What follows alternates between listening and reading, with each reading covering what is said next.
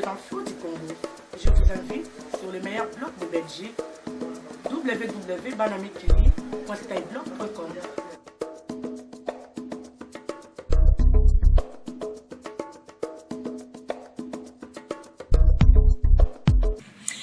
Et maintenant, les déclarations de Paul Milambwe.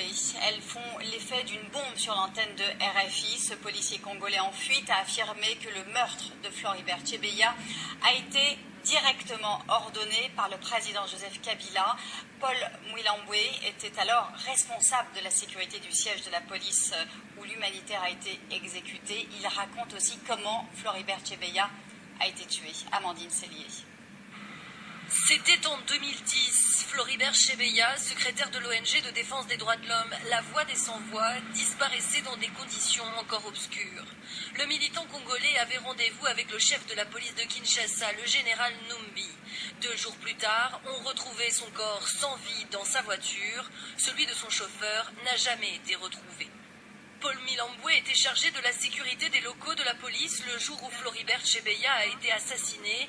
Grâce à la caméra de surveillance de son bureau, il affirme avoir vu de ses yeux un major, le major Christian, assassiner Chebeya. J'avais vu une section des éléments de la police sous commandement du major Christian Goï, qui est le commandant bataillon Simba étouffé Chebeya.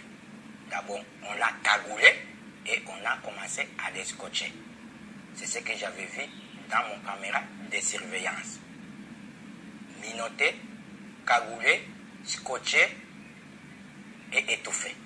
Le policier dit alors être sorti de son bureau pour demander des explications. J'ai appelé Major Christian. Je lui ai posé la question de savoir, monsieur, vous m'avez dit que la personne en question doit être reçue par le général John Enou. Maintenant, je vois vos éléments en train de l'étouffer. Et qu'est-ce qui se passe? Il m'a dit, monsieur, fermez ta bouche. C'est un ordre qui vient de la hiérarchie. Je reçois l'ordre du président de la République par canal du général Enou.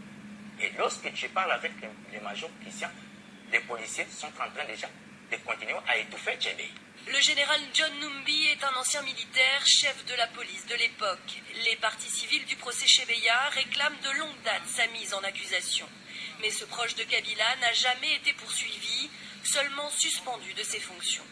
Le 26 octobre prochain, la Haute Cour militaire doit statuer sur son éventuelle comparution dans le procès Chebeya.